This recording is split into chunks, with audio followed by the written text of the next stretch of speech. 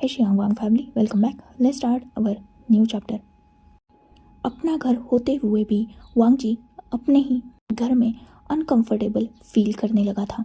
Jiang फैंगमियान के intentions वो समझ चुका था, उनकी वो घटिया नज़रें वो पहचान चुका था। आफ्टर ऑल वो एक ओमेगा था, सामने वाले की नज़रें पहचानने की एबिलिटी उसमें थी। हाँ, वो इनोसेंट था पर बेवकूफ़ नहीं था। विंग के अलावा अब उसे उस मेंशन में सही फील नहीं होता था, क्योंकि अक्सर जियांग फैंगमियान वांग जी के आते ही अपने फेरोमोन्स को स्प्रेड करना स्टार्ट कर देते थे, जिस वजह से वांग जी को बहुत ज़्यादा इरिटेटिंग और डिस्गस्टिंग फील होता था।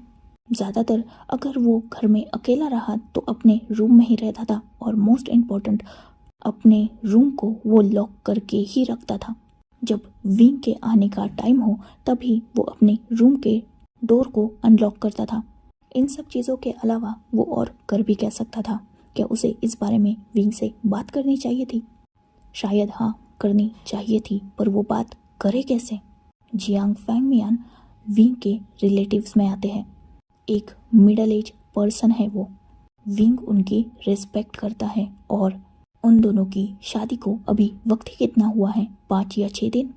इन 5-6 दिनों में जियांग फैंगमियान वांग जी के साथ ऐसी हरकतें कर रहे हैं, इस बात का क्या विंग को यकीन होगा? ऑब्वियसली वांग जी के दिल में ये डर था, अगर कुछ गलत हुआ तो ऐसा ना हो कि इतना प्यारा अल्फा जो उसे मिला है वो उससे छिन जाए। ऑब्वियसली वांग जी भी विंग से प्यार करता है और एक पर्सन की वजह से वो अपनी हैप्पी मैरिड लाइफ स्पॉइल्ड नहीं करना चाहता, वो विंग से दूर नहीं होना चाहता। विंग की अच्छाई, उसकी सच्चाई, उसका सच्चा प्यार, उसका पॉजिटिव बिहेव, उसकी वो प्यारी प्यारी बातें, प्रोटेक्टिव बिहेवियर, उसकी हर एक चीज़ से वांग जी प्यार करने लगा है। यही रीज़न है कि वांग जी विंग से इन बातों को बोल नहीं सकता था। अगर विंग ने उस पर यकीन नहीं किया या जियांग फैंगमियान ने होशियारी से वांग जी पर ही सारा ब्लेम डाल दिया, ऑब्वियसली ऐसा होता है। वांग जी का फैमिली बैकग्राउंड कोई स्ट्रॉन्ग नहीं है, ऑब्वियसली कितना भी किया तो वो नी फैमिली का अडॉप्टेड ही रहेगा, उसकी ऑफिशियली कोई भी फैमिली नहीं है। और अगर ये बात लोगों को पता चली तो कोई भी क्या कहेगा? ये एक घटिया ओमेगा है जिसने पहले विंग को फंसाया पैसों के लिए और बाद में जियांग फैंगमियान को भी ट्रैप करने की कोशिश कर रहा है। ये सोसाइटी की रियलिटी है। पैसा है इसीलिए लोग इज्जतदार होंगे और जिसके पास पैसा नहीं उसकी इज्जत क्या ही होती है। लोग पैसों वालों के ही बातों पर ज़्यादा यकीन करते हैं और वांग जी के पास वो पैसे की पावर नहीं है, ना उसके पास स्ट्रॉन्ग फैमिली बैकग्राउंड है। ऑलरेडी उसने कॉलेज में बहुत बार सुना है अपने बारे में घटिया बातों को, उन रूमर्स को। हाँ, विंग उससे बहुत प्यार करता है पर सोसाइटी में सारे लोग आज भी वांग जी को विंग का ओमेगा एक्सेप्ट नहीं करते। इन बातों से विंग को तो कोई फर्क नहीं पड़ता, पर वांग जी जिस दुनिया में रहता है, जैसे कि वो जिस सोसाइटी में ज़्यादातर अपना टाइम स्पेंड करता है, जैसे कॉलेज में या बाहर कहीं, वहाँ उसे आज भी यही सुनने को मिलता है कि अरे देखो, वही वो ओमेगा है जिसने चाइना के सबसे रिचेस्ट बिजनेसमैन को अपने जाल में फंसाकर उससे शादी कर ली। हाँ, विंग के नज़रों में उसके पैसों की कोई कीमत नहीं है, पर दुनिया की नज़रों में उन पैसों की बहुत कीमत है। कोई भी वांग जी की सच्चाई यहाँ नहीं देखता।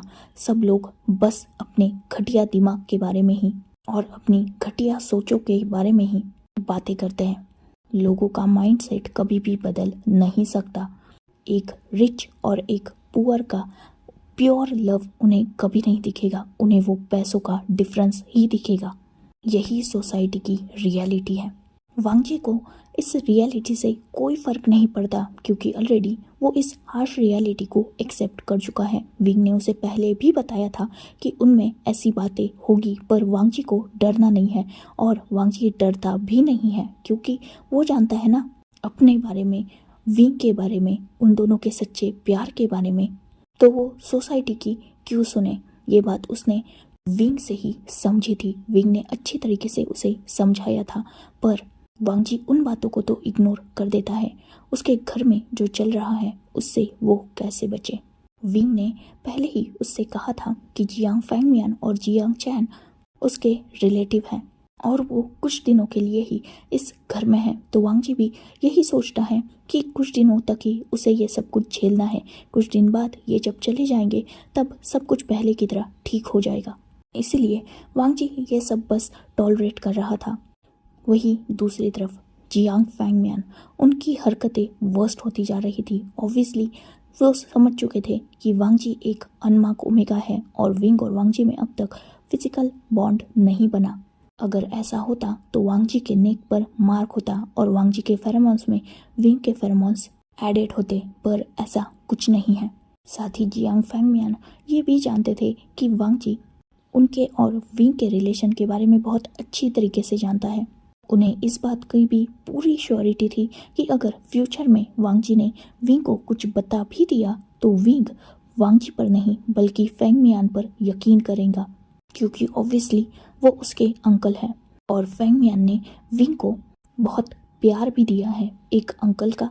तो ऑब्वियसली वांगजी उनमें नहीं आ सकता, क्योंकि जियांग फैंगमियान का ये फेस तो विंग को पता ही नहीं ना। इसीलिए वो अपनी हरकतें कंटिन्यू रख रहे थे। करीबन 7-8 दिन बीत चुके थे। वांगजी जो अब इन सारी हरकतों से फ्रस्ट्रेट हो चुका था, जिस वजह से अब वो कॉलेज से भी लेट आने लगा था। इवन वो विंग को अगर खुद जल्दी घर आ जाता तो कॉल करके उसे भी जल्दी घर बुला लेता, नहीं तो कॉलेज से वो डायरेक्टली नी मेंशन के लिए निकल जाता और वहाँ नी फैमिली के साथ टाइम स्पेंड करता और विंग को वहाँ खुद को लेने के लिए बुला लेता। वांगजी हो सके उतने एफर्ट्स कर रहा था इन सब चीज़ों से दूर रहने की। कहीं ना कहीं जियांग फैंगमियान इस बात को समझ चुके थे। वो देख रहे थे कि कैसे वांगजी उनसे दूर भागने की कोशिश कर रहा है, पर उन्हें इन सब बातों में मज़ा आ रहा था, खेलने में। ऑब्वियसली वो खुद को शेर और वांगजी को चूहा समझने की गलती कर रहे थे। जैसे शेर चूहे के साथ खेलता है, बिल्कुल वैसे ही वो वांगजी के साथ खेलने की कोशिश कर रहे थे। वही वांगजी वो हो सके उतना संभालने की कोशिश कर रहा था। विंग जो इन सब बातों से बेखबर था, वो बस यही सोच रहा था कि हाँ, नई शादी है, नया घर है, ऑब्वियसली एक न्यू लाइफ स्टार्ट हुई है, तो उसमें घुलने मिलने में वांगजी को थोड़ा वक्त लग रहा है, क्योंकि वांगजी ने उन दोनों के रिश्ते पर इस बात का कोई भी इफेक्ट नहीं पड़ने दिया था। वांगजी विंग के साथ बहुत अच्छे से बिहेव करता था, ऑब्वियसली जैसा उसका नॉर्मल बिहेव था वांगजी के साथ। विंग का बॉन्ड इनफैक्ट स्ट्रांग होते जा रहा था।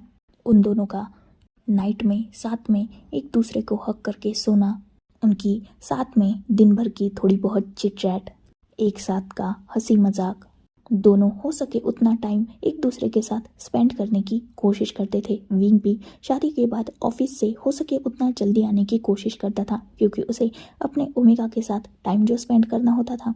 साथ ही वांगजी एक बात से बहुत ज़्यादा खुश था कि विंग उसे किसी भी बात पर रिस्ट्रिक्शन नहीं लगाता। हाँ, विंग के गार्ड्स हमेशा उसे फॉलो करते हैं, पर इस बात से वांगजी को कोई फ़र्क नहीं था, क्योंकि ऑब्वियसली वांगजी भी जानता था कि विंग बहुत बड़ा आदमी है और उसे हार्म करने के लिए उसके राइवल्स विंग की सबसे बड़ी कमज़ोरी जो फिलहाल वांगजी बना है उसे हार्म करने की कोशिश कर सकते हैं। यही रीज़न है, बाकी कोई भी रीज़न नहीं है। विंग को वांगजी पर यकीन है, इस बात का पता तो वांगजी को भी था।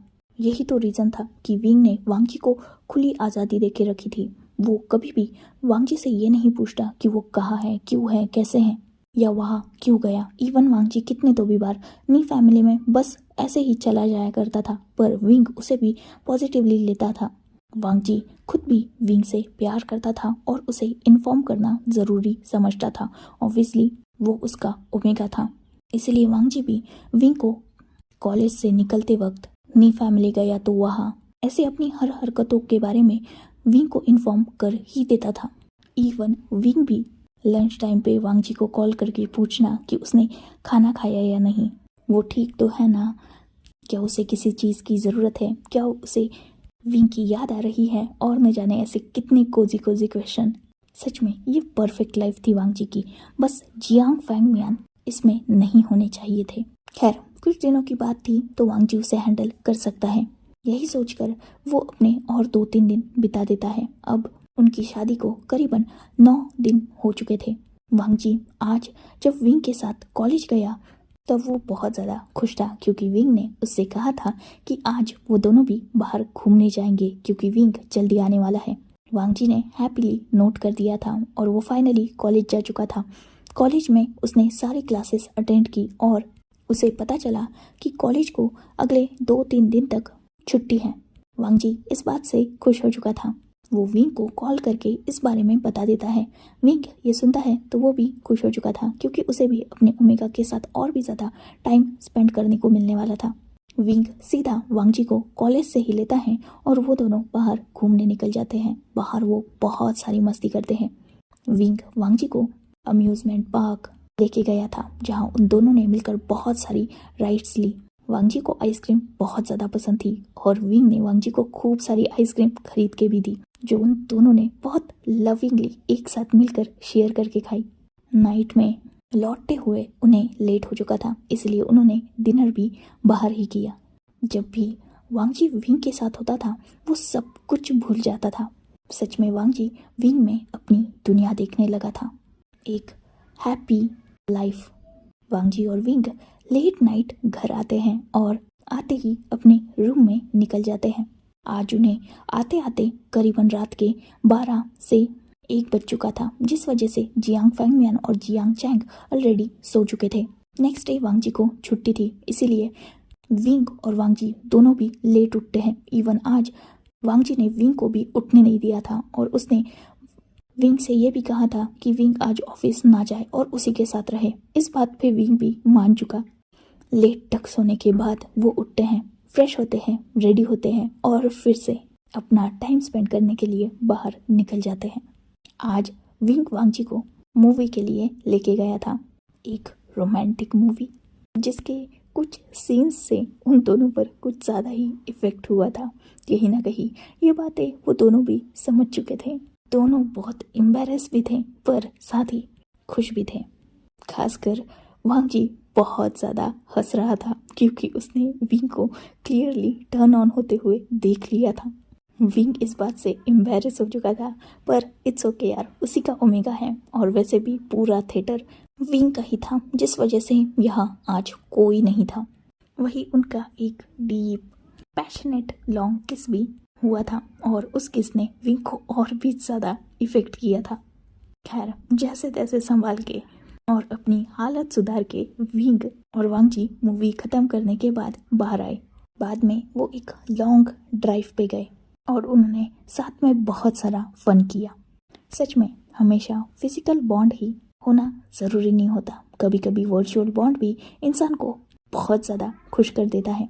हाँ, एक शादी में, एक अल्फा ओमेगा के रिश्ते में, 2 हस्बैंड्स में फिजिकल बॉन्ड, इंटीमेसी, सेक्स, ये सब मायने रखता है, पर यही सब मायने रखता है और इनके अलावा रिश्ता चल ही नहीं सकता, ये बात एक तरह से झूठ है। हाँ, ह्यूमन बॉडी की कुछ नीड्स होती हैं, पर दिल में अगर सच्चा प्यार हो तो सामने वाले को समझने की, उसे खुश देखने की एक चाहत भी होती है। उसके डिसीजंस को रिस्पेक्ट करना, उसकी फीलिंग्स की रिस्पेक्ट करना, ये भी ज़रूरी होता है। शादी के बाद में उन दोनों में इंटीमेसी नहीं हुई तो क्या ये मतलब है कि उनमें प्यार नहीं है? ऑब्वियसली वो प्यार वांगजी को हर पल दिखता है विंग की आंखों में, और ये हाल सिर्फ वांगजी का नहीं है, बल्कि विंग को भी वांगजी की आंखों में प्यार नजर आता है। इनफैक्ट वो खुश है कि वांगजी ने खुल के अपनी बात रखी और वो अपने अल्फा को अपने फर्स्ट हीट में अपने पास देखना चाहता है, और वांगजी भी खुश है कि विंग ने उसकी बात को समझा। शायद अगर ये फर्स्ट नाइट में होता तो उन दोनों में एक अनकही दीवार बन जाती।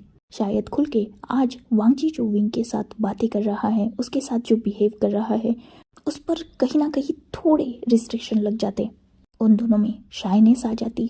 हाँ, वो आज भी है। आज भी विंग जब वांगजी को किस करता है या उसे हक करता है, उसे इंटीमेटली टच करता है, तो वो शाइनेस आज भी वांगजी के फेस पर विंग को नज़र आती है, पर फिर भी वो एक कंफर्टेबलनेस है। अपने पार्टनर को एक हद तक टाइम देके बाद में उसे एक्सेप्ट करना, ये सबसे खूबसूरत रास्ता है एक हेल्दी रिलेशनशिप बिल्डअप करने का। जो फिलहाल इन दोनों में चल रहा था। अगर इंटीमेसी छोड़ दी जाए तो उन दोनों के रिश्ते में सब कुछ बहुत परफेक्ट था और वांग जी अब सच में विंग को अपना सब कुछ देने के लिए रेडी भी था। कुछ 5 या 6 दिन ही तो बचे हैं, या शायद ज़्यादा से ज़्यादा 8-9 दिन। उसके बाद उसकी हीट आने ही वाली है और तब वो खुद अपने अल्फा के सामने खुद को सबमिट कर देगा। ऑलरेडी हार्ट कनेक्शन तो उनका बन गया, माइंड भी कहीं ना कहीं कनेक्ट हो ही चुका है।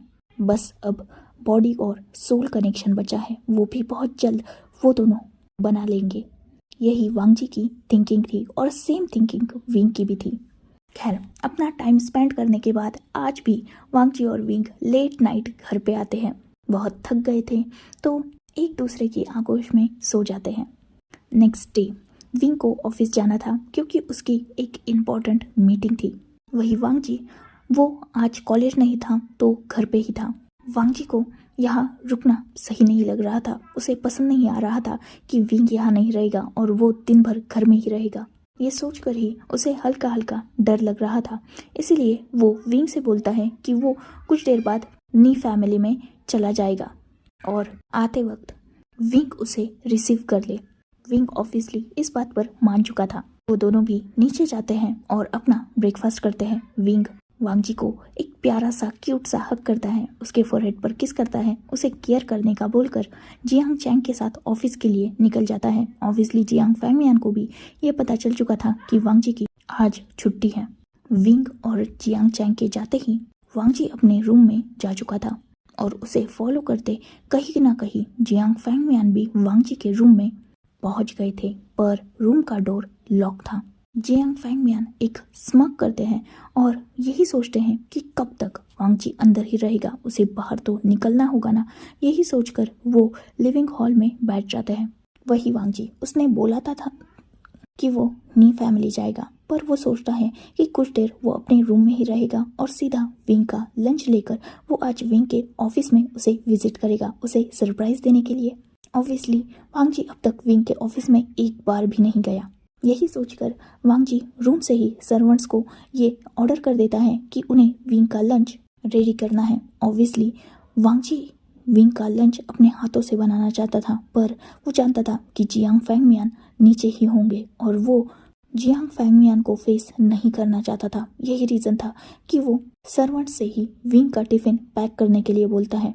आफ्टरनून में लंच टाइम पे सर्वेंट वांग जी को ये इन्फॉर्म कर देते हैं कि टिफ़िन पैक हो चुका है। वांग जी नोट करता है, वो बहुत ब्यूटीफुली रेडी होता है क्योंकि उसे अपने अल्फा से मिलने जो जाना था और फर्स्ट टाइम वो अपने अल्फा के ऑफिस में जाने वाला था। तो सबको पता चलना चाहिए ना कि हैंडसम अल्फा का ओमेगा भी कुछ कम नहीं है, वो भी बहुत प्रिटी है। वांग जी आज वो ड्रेस पहनता है जो विंग ने उसे कुछ दिन पहले परचेस करके दी थी और उसे ये भी कहा था कि वो इस ड्रेस में बहुत ज़्यादा ब्यूटीफुल लगेगा। एक खूबसूरत सी लाइट स्काई ब्लू और वाइट शेड में हुडी थी और वाइट कार्गो, साथ ही वो खूबसूरत सा नेकलेस जो विंग ने दिया था वांग जी को वेडिंग नाइट के वक्त पे एज अ गिफ्ट। सच में वांग जी बहुत ज़्यादा प्रिटी लग रहा था। अपने हेयर्स को हाफ पोनी में बांध के और बाकी हेयर्स उसने नीचे छोड़े थे खुले। सच में वो बहुत खूबसूरत लग रहा था। वो अपने रूम से निकलता है और सर्वेंट्स से टिफ़िन रिसीव करता है। जियांग फैंगमियान इससे पहले कि वांग जी के रास्ते में आ पाते, वांग जी उन्हें टोटली इग्नोर करके वहाँ से बाहर निकल जाता है। ऑलरेडी उसने गार्ड से भी बोल दिया था कार को निकालने के लिए। गार्ड्स भी ऑलरेडी कार के साथ वांग जी का इंतज़ार कर रहे थे। साथ ही वांग जी ने यह भी बोल दिया था कि किसी को भी विंग को इन्फॉर्म नहीं करना। इस बात पर भी सब मान चुके थे। करीबन 2 घंटे बाद वांग जी वे कॉरपोरेशन के बाहर था। वो सच में बहुत ज़्यादा खुश था। अपने हाथ में अपने अल्फा का टिफ़िन लिए वांग जी चहकते हुए वे कॉरपोरेशन में एंटर करता है। जैसे ही वहाँ विंग के ओमेगा को सबने देखा था, सब वांग जी को ग्रीट करते हैं। ऑब्वियसली सबको पता था कि विंग मैरिड है और उसका ओमेगा वांग जी है। विंग ने शादी बहुत ग्रैंड की थी और सबको उसी दिन वांग जी का फेस पता चल चुका था। कोई भी ये गलती नहीं कर सकता था कि वो वांग जी को ऑफेंड करे, क्योंकि क्लियरली विंग की आंखों में वांग जी के लिए प्यार नजर आता था और यही रीज़न था कि यहाँ वांग जी की सब रिस्पेक्ट कर रहे थे। वांग जी बहुत ज़्यादा खुश था। ऑब्वियसली ये बात फैल जाती है कि वे कॉरपोरेशन में वांग जी आया है, मतलब उनके बॉस का ओमेगा आया है। वही वहाँ जो एक हायर पर्सन था वो वांग जी के पास आता है और उसे विंग के ऑफिस तक के डायरेक्शन को गाइड करने लगता है, क्योंकि वांग जी यहाँ फर्स्ट टाइम आया था तो उसे कुछ भी नहीं पता था। वो पर्सन वांग जी को लेकर विंग के पर्सनल एलिवेटर के पास आता है और को विंग के पर्सनल फ्लोर पे लेके जाता है जो टॉप फ्लोर था। जैसे ही वो उस फ्लोर पर पहुंचे थे वो पर्सन वांग जी को बताता है कि सामने वाला ऑफिस विंग का है और वो खुद वहाँ से निकल जाता है। वांग जी हंसते मुस्कुराते ऑफिस के डोर के पास पहुंचता है और वो सीधा ऑफिस डोर को ओपन कर देता है। ऑब्वियसली उसके अल्फा का ऑफिस है, परमिशन की उसे क्या ही ज़रूरत। जैसे ही डोर ओपन हुआ था विंग का ध्यान कहीं ना कहीं वांग जी पर जा चुका था और जैसे ही उसने वहाँ वांग जी को देखा था उसके फेस पर भी स्माइल आ चुकी थी, पर वो कुछ भी रिएक्ट नहीं करता क्योंकि वो शायद कुछ काम कर रहा था, इंपॉर्टेंट वर्क। वांग जी जब देखता है कि विंग स्माइल तो कर रहा है पर उसने कोई भी रिएक्ट नहीं किया, वो इस बात से थोड़ा गुस्सा हो जाता है। पर इट्स ओके यार, उसका अल्फा वर्क में बिजी था और साथ ही उसके अल्फा को पता नहीं था ना कि ओमेगा आने वाला है, इसीलिए शायद ऐसा बिहेव कर रहा होगा। ये सोचकर वांग जी एंटर करता है और हैप्पीली कहता है, अल्फा क्या आपने मुझे मिस किया? इतना बोलकर वांग जी विंग के टेबल पर अपना टिफिन बॉक्स रख देता है और सीधा टेबल को क्रॉस करते हुए वो विंग के पास चला जाता है। वो विंग की चेयर को अपनी तरफ करता है और उसके लिप्स पर हल्का सा बैक करके सीधा वांग जी विंग की लैप में बैठ जाता है और उसके नेक अराउंड अपने दोनों हाथों को रैप करके वो विंग को किस करते हुए कहता है फिर से उसकी नोज पर, मैंने आपको बहुत मिस किया, मैं बोर हो चुका था घर पे, इसीलिए सोचा आपको सरप्राइज दे दूं और साथ ही हम साथ में डिनर भी कर लेंगे। देखिए मैंने आपका टिफिन भी लाया है, साथ में मेरा भी, चलिए ना मिलकर खाते हैं। विंग जिसके फेस पर स्माइल थी और वो वांग जी को नहीं बल्कि सामने स्क्रीन की तरफ देख रहा था जहाँ उसका लैपटॉप ओपन था। विंग एक नज़र वांग जी की तरफ देखता है और बाद में सामने की तरफ देखते हुए सॉफ्ट वॉइस में कहता है, इनफ फॉर टुडे। इतना बोलकर वो अपने ईयर में से ईयरबड को बाहर निकलता है और वांग जी की तरफ देखता है। वांग जी ने जैसे ही ये देखा था वो तुरंत अपनी नज़रें सामने लैपटॉप की तरफ करता है जहाँ एक ऑनलाइन मीटिंग चल रही थी विंग की और उसके इंटरनेशनल क्लाइंट्स के साथ। वांग जी जैसे ही ये देखता है वो टोटली ब्लश हो चुका था और वो इतना ज़्यादा एम्बैरेस हो चुका था कि वो तुरंत ही विंग की लैब से उठने जाता है। तभी विंग उसे फिर से बिठा लेता है और उसके ब्यूटीफुल फेस को अपने शोल्डर के पास छुपा लेता है। वही बाकी सारे क्लाइंट्स, उनके फेस पर पहले तो शौक था विंग को स्माइल करते हुए देखकर, पर जैसे ही उन्होंने विंग के ओमेगा की इतनी क्यूट हरकतें देखी थी कहीं ना कहीं उनके फेस पर भी स्माइल आ चुकी थी और वो सब जैसे विंग को एक टीजिंग लुक दे रहे थे। खैर विंग को इस बात से कोई फर्क नहीं पड़ता था। वैसे भी वांग जी के आने के बाद कौन सी उसकी मीटिंग पर उसका ध्यान रहने वाला था, यही रीज़न था कि उसने मीटिंग एंड कर दी थी। विंग लैपटॉप बंद करता है और वांग जी की तरफ देखता है जिसने अभी भी एम्बैरेसमेंट में विंग के शोल्डर पर बुरी तरीके से अपने फेस को हाइड करके रखा था। विंग एक स्माइल के साथ वांग जी के फेस को अपने शोल्डर से अलग करता है और उसकी तरफ देखते हुए एक सॉफ्ट स्माइल के साथ कहता है, क्या हुआ मेरे ओमेगा को, इतना रेड रेड क्यों नजर आ रहा है? वांग जी विंग के सेकंड शोल्डर पर हिट करते हुए कहता है, ये कितना एम्बैरेसिंग था, आपने मुझे बताना चाहिए था कि आपकी मीटिंग चल रही है। विंग इस बात पर हंस देता है और वो वांग जी की तरफ देखते हुए क्यूटली कहता है, क्या तुमने मुझे बताने का वक्त दिया? तुम तो आते ही सीधा मुझे किस कर दिया और तुम तो जानते हो ना इसके बाद मुझे खुद को कुछ भी समझ नहीं आता। तुम्हारा ये क्यूट लुक, इतनी प्यारी सी स्माइल, इसके आगे तो मुझे कुछ नजर ही नहीं आता। ये सुनना था कि वांग जी फिर से विंग को हिट करते हुए कहता है, आप कितने बुरे हो, आपकी वजह से वो लोग मेरे बारे में क्या सोच रहे होंगे। विंग तुरंत रिप्लाई करते हुए कहता है, क्या सोच रहे होंगे, ऑब्वियसली उन्होंने भी हमारी वेडिंग अटेंड की है, उन्हें भी पता है कि हमारी अभी अभी वेडिंग हुई है और न्यू कपल में ये तो चलता है ना। वैसे भी डरो मत, वो टीज मुझे करेंगे, तुम्हें नहीं करेंगे। क्योंकि मेरे ओमेगा को बोलने की हिम्मत किसी में नहीं है। वांग जी पाउट करते हुए कहता है, फिर भी ये कितना एम्बैरेसिंग है, आप गंदे हो। ये सुनते ही विंग के फेस पर एक नॉटी स्माइल आ चुकी थी और वो वांग जी की तरफ देखते हुए अपनी थोड़ा डीप वॉइस में कहता है, मैं कितना गंदा हूँ ये तो अभी तुम्हें पता भी नहीं है। बस कुछ ही दिनों की बात है, फिर तुम्हें अच्छी तरीके से पता चल जाएगा कि तुम्हारा अल्फा कैसा है। जैसे ही वांग जी ये सुनता है वो बहुत ज़्यादा ब्लश हो चुका था। उसने फिर से विंग को हक कर लिया और वो सीधा विंग के नेक पर बाइट कर देता है। ये बाइट ज़्यादा हार्श नहीं था पर ज़्यादा सॉफ्ट भी नहीं था। मतलब ऐसा था कि विंग के मुंह से ग्रॉन्थ निकल चुका था। उन दोनों का ये लवी डवी टाइम चल ही रहा था, तभी विंग के रूम का मतलब ऑफिस रूम का डोर फिर से ओपन हो जाता है और इस बार अंदर जियांग चैंग और उसकी टीम आई थी। ऑब्वियसली जियांग चैंग को भी नहीं पता था कि विंग के ऑफिस में वांग जी होगा और जियांग चैंग कभी भी विंग की ऑफिस में नॉक करके नहीं आता था।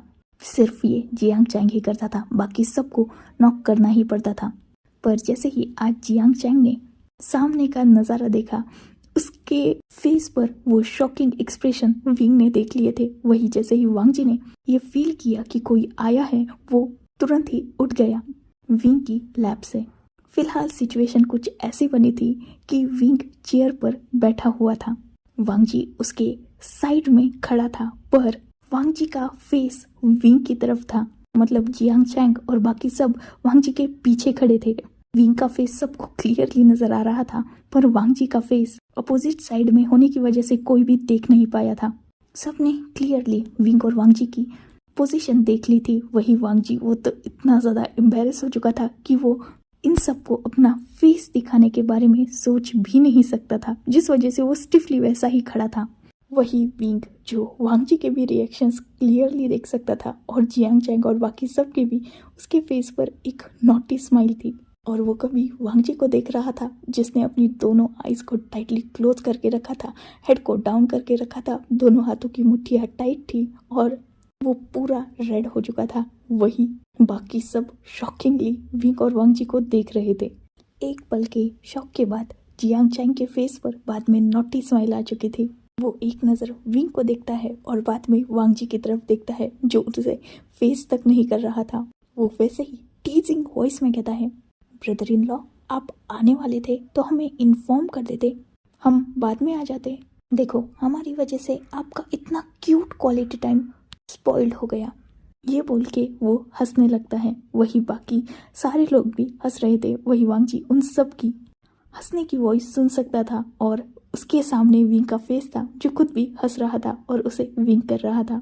वांग जी जो हद से ज़्यादा एम्बैरेस हो चुका था, ऊपर से विंग जिसे कुछ फर्क नहीं पड़ रहा था। इनफैक्ट वो वांग जी को और चिढ़ा रहा था, जिस वजह से वांग जी और भी ज़्यादा शर्म में डूबता जा रहा था। वांग जी जिसे कुछ समझ में नहीं आ रहा था, वो विंग के पास ही खड़ा था ना, तो सीधा अपने एक पैर से विंग के दूसरे पैर पर बहुत जोर से हिट कर देता है, जिससे विंग उसकी हंसी नॉटी स्माइल सब कुछ गायब और वो तुरंत जोर से चिल्लाया था।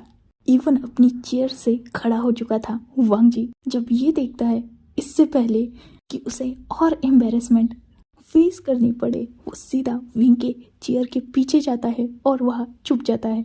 विंग जिसे अपने पैर पर बहुत जोर से लगी थी, वो टेबल के सपोर्ट से अपने एक पैर पर खड़ा था। वही चैंग और बाकी सब ये समझ चुके थे कि विंग के साथ बेचारे के साथ क्या हुआ है, तो उन सबको हंसी आ रही थी। विंग जब उन सबको हंसते हुए देखता है तब अपने टेबल पर से एक फाइल उठाता है और उनकी तरफ थ्रो करते हुए कहता है, गेट लॉस्ट। चैंग जो स्माइल कर रहा था वो उस फाइल से तो बच जाता है, पर विंग की तरफ नॉटीली देखते हुए कहता है, डोंट वरी, हम नहीं आएंगे फिर से तुम्हें डिस्टर्ब करने, you enjoy and carry on. इतना बोलकर वो ऑफिस से बाहर निकल जाते हैं और डोर को क्लोज कर लेते हैं। साथ ही बाहर जो गार्ड खड़ा था उसे जियांग चैंग बोल देता है कि जब तक वांग जी ना निकले या विंग ना बोले तब तक अंदर किसी को भी ना भेजे। वो गार्ड नोट करता है और चैंग वहाँ से निकल जाता है। वही विंग जो अभी भी खड़ा था वो खुद को संभालता है और वांग जी के पास जाता है, जो अभी भी उसकी चेयर को पकड़े जमीन पर बैठा हुआ था और अभी भी उसकी आईज क्लोज थी। विंग, जिसके फेस पर स्माइल आ चुकी थी, वो अपने एक हाथ को आगे करता है और उसे वांग जी के हेयर्स पर प्यार से रखते हुए सॉफ्टली कहता है, माय ओमेगा, वो सब चले गए, चलो उठ जाओ। ये सुना था कि वांग जी अपनी आईज ओपन करता है और वो इतना क्यूट लग रहा था कि एक पल के लिए विंग की भी धड़कन रुक सी चुकी थी। वो पहले तो अपनी एक आईज ओपन करता है और बाद में धीरे धीरे अपनी दोनों आईज ओपन करने के बाद वो विंग की तरफ देखता है और कंफर्मेशन के लिए पूछता है, वो सच में चले गए ना? विंग नोट करता है और वो वांग जी के आर्म को पकड़ के उसे खड़ा करता है। वो सीधा वांग जी को अपने आर्म्स में ब्राइडल स्टाइल उठा लेता है और काउच पर जाके उसे बिठा देता है। साथ ही वो अपने टेबल के पास आता है, उसने जो टिफिन देखा था जो वांग जी ने लाया था उसे उठाता है और उसे भी काउच के पास जो टेबल थी उस पर रख देता है और खुद वांग जी के साइड में बैठ जाता है। वांग जी, जो अभी भी पूरा लाल टमाटर था, उसे वो अपनी तरफ करता है और क्यूटली कहता है, इट्स ओके माय ओमेगा, अब वो नहीं आएंगे, अब तुम्हें कोई एम्बेरसमेंट नहीं फेस करनी पड़ेगी, तुम्हें अब जो करना है वो मेरे साथ कर सकते हो। यह सुनना था कि वांग जी विंग की तरफ गुस्से से देखते हुए कहता है, मेरे ख्याल से एक किक कम हुई आपको, और एक चाहिए। ये सुनते ही विंग वांग जी की तरफ देखता है और नॉटीली कहता है, माय ओमेगा, इस बार किक के साथ किस भी चाहिए, अगर पेन दोगे तो रिलीफ भी तुम ही दोगे ना। वांग जी जब ये सुनता है वो एक शाय करता है और विंग की तरफ देखते हुए कहता है, मुझे आज यहाँ आना ही नहीं चाहिए था, मेरी गलती है जो आपका टिफिन लेके मैं यहाँ आया। कितना एम्बेरसमेंट फेस करना पड़ा, पहले तो उन सारे लोगों के सामने और बाद में जियांग गगो और उनकी टीम के सामने। वांग जी जब ये बोलता है, विंग उसे उसके आर्म से पकड़ता है और सीधा अपने लैप में बिठाते हुए सॉफ्टली कहता है, इट्स ओके माय ओमेगा, वैसे भी शादी हुई है हमारी, ये सब तो चलता है, चलो कोई ना, मेरे ओमेगा को भूख लगी होगी ना, आफ्टर ऑल मेरे लिए वो भी भूखा होगा, तो पहले हम लंच कर लेते हैं। ये सुनते ही वांग जी नोट करता है और वो विंग की लैब से उठने के लिए मूव करता ही है, तभी विंग तुरंत उसे फिर से वेस्ट से पकड़ के अपनी लैब में बिठा लेता है और कहता है, जो भी करना है ऐसे ही करो, उठो मत। वांग जी नोट करता है और वो वैसे ही विंग के लिए फूड सर्व करने लगता है। ऑब्वियसली वो दोनों भी एक ही प्लेट से फूड शेयर करते हैं, इनफैक्ट वो खुद कम खा रहे थे और एक दूसरे को ज़्यादा खिला रहे थे। सच में ये मोमेंट्स बहुत ज़्यादा ब्यूटीफुल थे और बहुत ज़्यादा प्रीशियस भी, और दोनों के लिए, क्योंकि दोनों की लाइफ अब तक लोनली ही गुजरी थी, पर ये सच में बहुत खूबसूरत फीलिंग थी। एक ऐसा इंसान इस ज़िंदगी में जो बस हमारे लिए है, जिससे हम अपना सब कुछ मान भी सकते हैं और उसे खुद को सौंप भी सकते हैं, जो हमारी फीलिंग्स की रिस्पेक्ट करता है और हमें इम्पोर्टेंस देता है। सच में ये बहुत खूबसूरत एहसास होता है। जिस मोमेंट में ये दोनों फिलहाल जी रहे थे, ये इनकी लाइफ के फिलहाल सबसे खूबसूरत मोमेंट्स थे और वो दोनों भी मेक श्योर करना चाहते थे कि ये मोमेंट्स आगे भी ऐसे ही बनते रहे। So enough for today, let's take a break, next chapter in next video. If you like my explanation, like, comment and subscribe my channel. Hopefully you all are enjoying this fan fiction. Goodbye, take care, enjoy your beautiful life.